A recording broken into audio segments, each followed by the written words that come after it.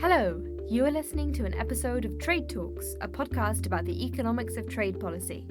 I am Soumaya Keynes, economics and trade correspondent for The Economist in London. And I'm Chad Bown, a senior fellow with the Peterson Institute for International Economics in Washington. This week, we're going to talk about globalization superstars. That's big companies and billionaires. We'll be joined by Dr. Caroline Freund, one of the top trade research economists in the world. Her CV is awesome. She's worked at the IMF, the Federal Reserve, and at the World Bank. She was the chief economist for the Middle East and North Africa region. And now I'm lucky enough to have her as my colleague here at the Peterson Institute. We're going to ask Caroline to talk about her book, Rich People, Poor Countries, The Rise of Emerging Market Tycoons and Their Megafirms. We'll talk about how trade and globalization have contributed to the rise of superstar firms and whether we should be worried about it. The answer is, as always, complicated. Caroline, welcome to Trade Talks. Pleasure to be here, thanks. So let's start with some background. Why should we care about the super rich, the superstar companies, and why should we care about them today? Well, when most people think about billionaires and really large firms, they worry about why so few should have such a big share of the pie, and it seems very unfair. But not all inequalities are the same, and some of the big firms are developed by real, true superstars. So think about Apple, Microsoft, Facebook, Tesla. These companies didn't come out of nowhere. They had founders, people behind them who had great ideas and pushed and followed through. People like Steve Jobs, Bill Gates, Mark Zuckerberg, and Elon Musk. And of course, the original innovator was Thomas Edison, who created GE, the only one of the original Dow Jones that's still on the list more than 100 years later. So, of course, not all super rich are creators like this, and there are the ones who are stealing from the rest of us. But some of them, it turns out, do things that are good and that we want to actually promote. How are the world's superstars changing? They're increasingly from emerging markets. In the past, there was basically an advanced country phenomenon with all the leading firms coming from the advanced countries and most of the billionaires coming from the advanced countries.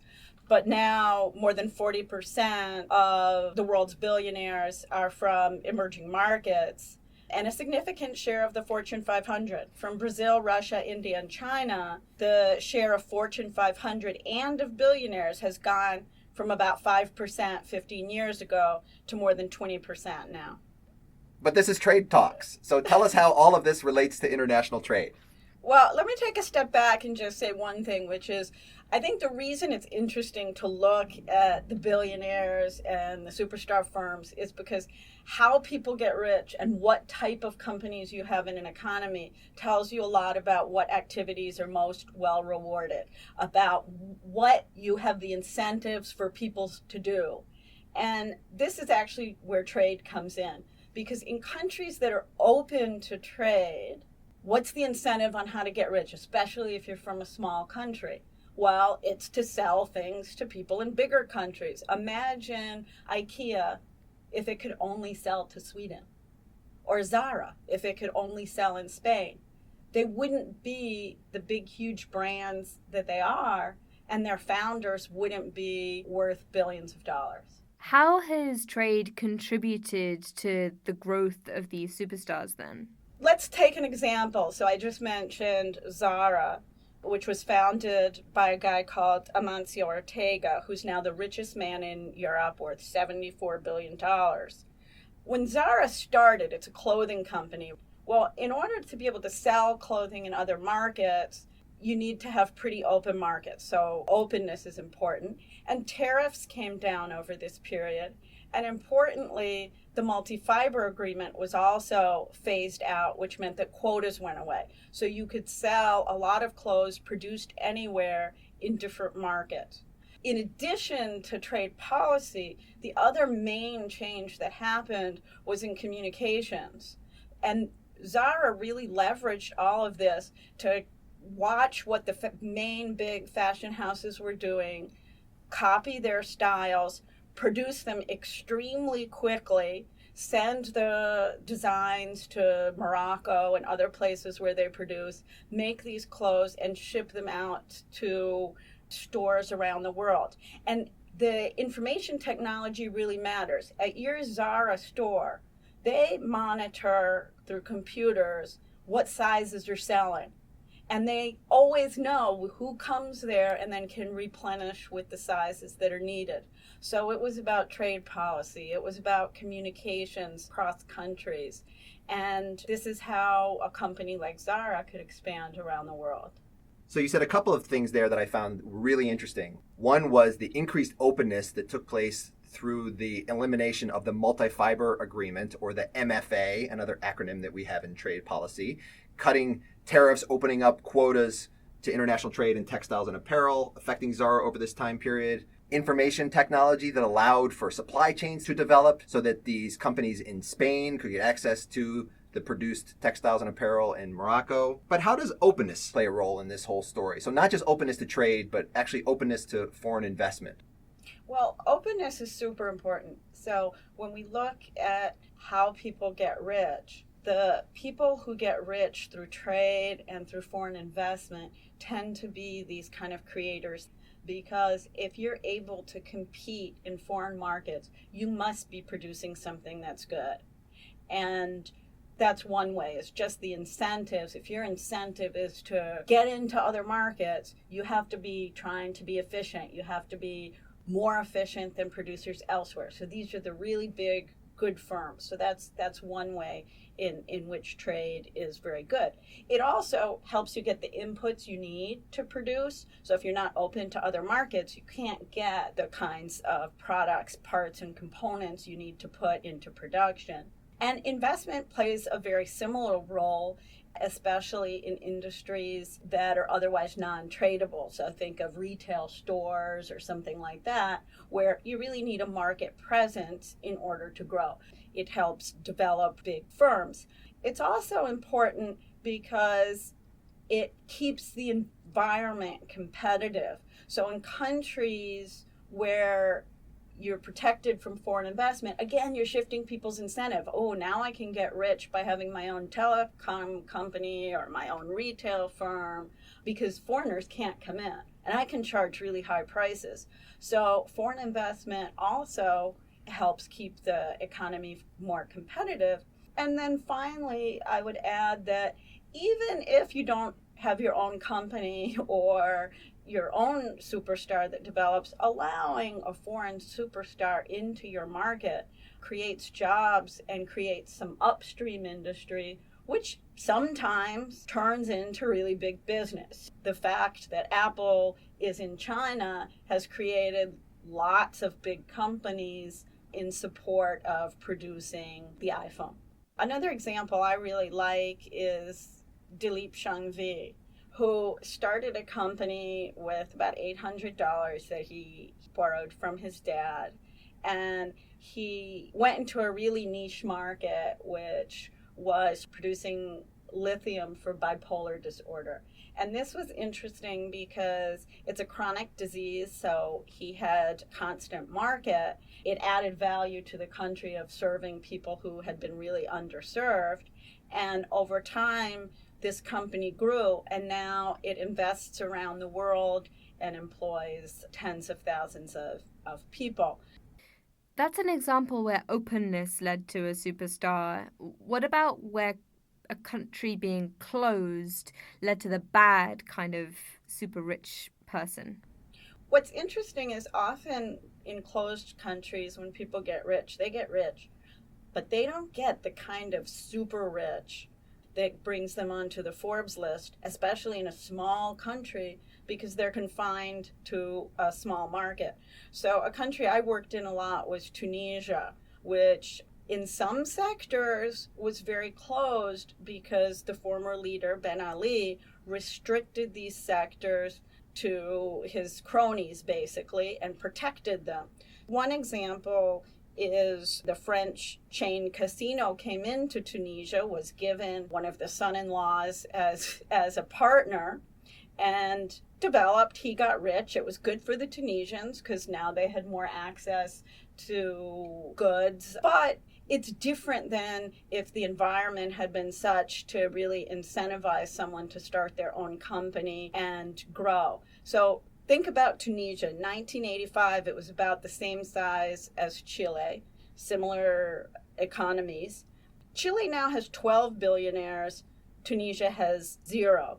And as Marwan Marbrook, the one I was just talking about, was a founder of this French chain casino, in Chile, we have a founder of a hypermarket that developed in Latin America and Chile and expanded throughout the region and now has more than 600 stores.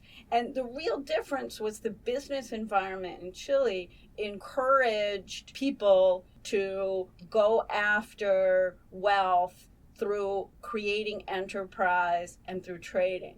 In Tunisia, wealth could be created by being related to the government and then expanded, not as much as in an open environment, but expanded by protection from competition. And that's going to be damaging for the country, although oddly, it actually doesn't create the kind of super rich that you get in a more open economy. So more generally, though, in this current environment where folks are really suspicious about big business, shouldn't we really be worried about trade creating these massive firms? I'm less worried about the areas where trade is creating them. There's been a lot of research showing that concentration is rising in the U.S., and one might be concerned about that. But I think it's important to keep in mind that many of these large firms are competing with large firms from foreign countries. So what we really would worry about is global competition. And what we know from trade is that as competition gets more intense, the most efficient firm can grow. And that's part of where we get productivity growth from, is resources moving to the most productive firms. So actually, increasing concentration can be a sign of innovation, of productivity growth, of all these things. Now, that's not to say it always is. Concentration can also be the bad kind, but then it would have to be the case that somehow there isn't enough competition, which we do see in some industries.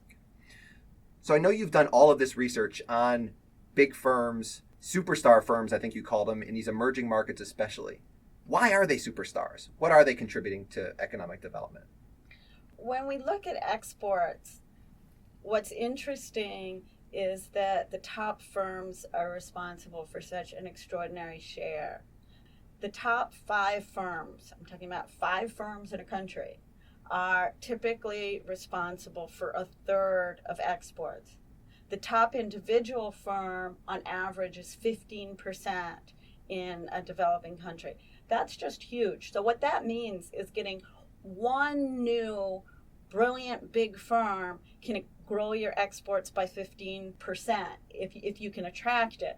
And so when I was at the World Bank and everyone wants to increase and diversify their exports, ultimately being able to do that depends much more on allowing the best firms to grow than on hoping all firms in an economy are going to grow equally. And if the most efficient firm is growing, that's generating productivity growth because it's attracting resources away from less productive firms to the most productive firm. Overall, you're presenting a pretty rosy picture of these big firms boosting productivity. Isn't there anything to worry about anywhere with these big firms? What about China and its state-owned enterprises? State-owned enterprises weren't a focus of the work I did on superstar firms and superstar people because they tend not to be superstars. In fact, state-owned enterprises are very large, but on average much less productive than similar firms in the same industry. So somehow this less productive firm is attracting more resources, so that's bad for productivity. And they aren't started by one of these phenomenal innovators, so there also isn't the kind of extreme wealth, or at least extreme wealth that is registered, associated with them. So they're a different breed. I've looked at them, and what I found is that there are some concerns with regards to state-owned enterprises.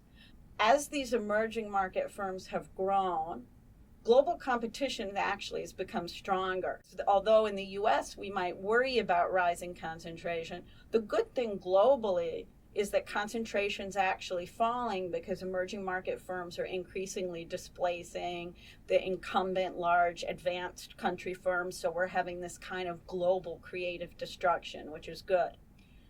But in industries where state-owned enterprises dominate, actually global concentration is rising. In most industries, in 3/4 of industries, global concentration is falling. Competition is getting stronger and stronger, but in industries where state-owned enterprises dominate, we do see global concentration rising. And this is particularly of a concern because these aren't even productive firms. From an efficiency perspective, resources are moving into less productive firms in an industry, and that's a problem. Do you have specific examples of where these state-owned enterprises have tended to crop up and that might be particularly worrisome, and some industries in mind? So we've seen it in steel. One area that's really shocking is actually in construction. So the 4 largest firms are Chinese construction firms. And this is an issue because it means that when there's a big global project around the world and firms from different countries are competing for it, they're competing with firms that are owned by the state, with state backing and state funds behind them. And that can be a problem for global competition. So normally these massive firms mean more efficiency and greater competition, but in the case of these Chinese state-owned enterprises, they seem to be having the opposite effect. Okay, so we've been talking about how trade policy and trade has been allowing these massive firms to grow even bigger. Thinking about trade policymakers today, is there anything they can do to rein in these massive inefficient firms? Well, ideally, Chinese policymakers themselves, and of course, policymakers in other countries with large state-owned firms, China's not the only one, would reform, because it's really not in their interest to have them, because as productivity rises when resources move to more productive firms. So giving resources to inefficient firms is not good for the country. Ideally, it would happen through domestic policy reform. But in the absence of that, since countries may have other reasons that they choose for political reasons, say, or employment reasons to maintain state-owned enterprises, there could be restrictions such as were in TPP and are being proposed in NAFTA. And this is really a new direction for trade agreements, because while if you want to do that for your own economy, it's fine. But once these companies with the backing of the state start competing in global markets, it becomes bad for private business, and it starts to lead to the kind of pushback against globalization as we've seen recently. So, in conclusion, big firms can be good, they can be bad, and trade deals are going to solve everything. I think that is all for Trade Talks. Caroline, thank you so much for joining us. My pleasure. Thanks for having me. Listeners, we will tweet out links to all the research mentioned. And if you wanted to thank us, then you could leave us a nice review on iTunes, or tell your friends on Facebook, Twitter, Instagram, maybe just a post-it note left in a public library. And if you have specific feedback or ideas for future episodes, then do get in touch. I'm at Soumaya Keynes. And I'm at Chad Bown. And we're on at trade__talks. That's not one, but 2 underscores. At trade__talks. Because if Twitter can double the length of tweets, then we can double the normal number of underscores. Actually, hold on. For any listeners who made it this far, I want to tell a tiny story. And this is true, absolutely true. So my youngest daughter, and I won't reveal her age to protect the innocent, she introduced me to a friend one day last week by saying, "This is my dad. He's one of the co-stars of Trade Talks." Pretty cool, huh? She will realize soon enough that this is many things, but cool is not one of them.